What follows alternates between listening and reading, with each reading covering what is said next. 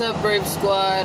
So I just kind of wanted to talk a bit about the randoNautica app. So far, I did utilize it for the first time yesterday. I do gotta note something that it says, well, when you talk to the bot, it recommends that you go in the daytime, which is what I did.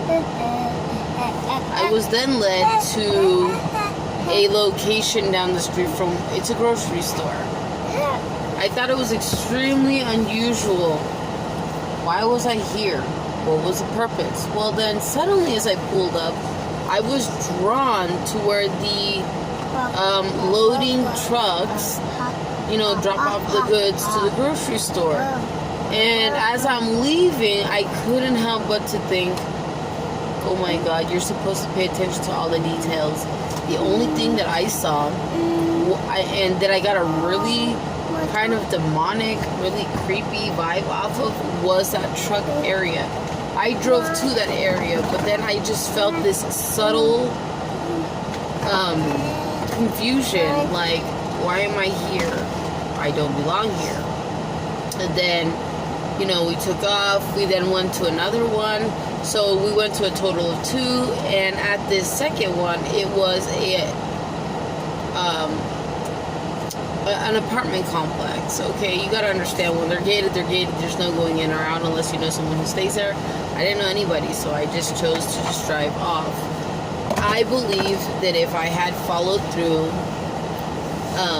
I would have seen something really totally weird.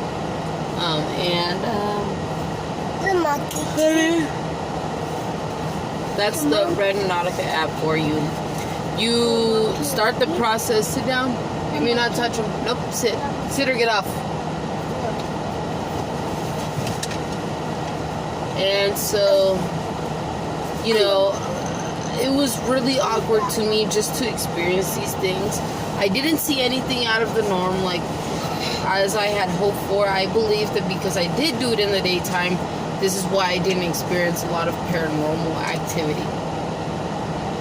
Now, I'm going to do it today during the evening time. What's in store for me, I don't know. I'm sure that you've seen the countless stories. The one about the girl who found the human remains chopped up in the luggage, which then went on to be a full-blown case.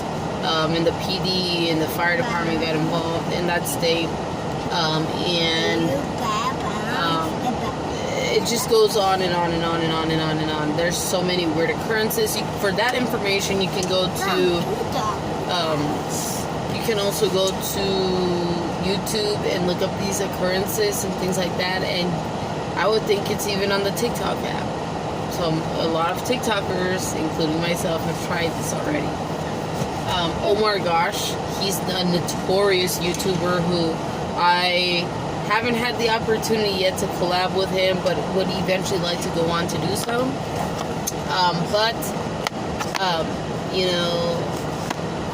He did this. His family, it was his wife, himself, and his daughter. And so I guess really it's just about,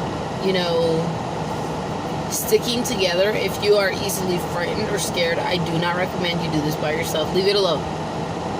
And so I did it with all my kids, my husband, of course. That's just how we always have done our, paranormal investigations. We go as a family, and it's just been like that since forever.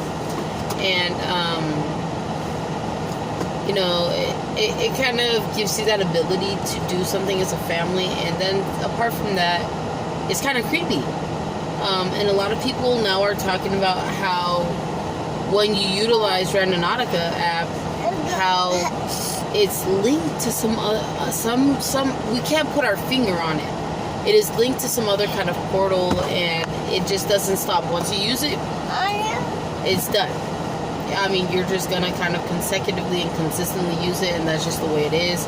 I mean, if you're a thrill seeker like myself and things like that, that's just the way that is.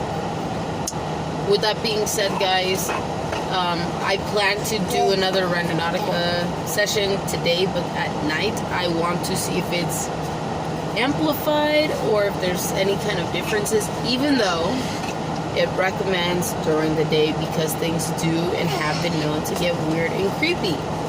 I I have my husband with me, so I'm not really too concerned for my safety. He's just one call away, and that's just that. I don't know that, honestly, that I would probably get down at these physical locations by myself. I would have to go with my family as a whole unit. But, you know, it's not dangerous. It's just really stupid and kind of creepy. You know what I mean? And so you just got to be careful. That's really the name of the game. But other than that, that's my little tidbit on the randoNautica app.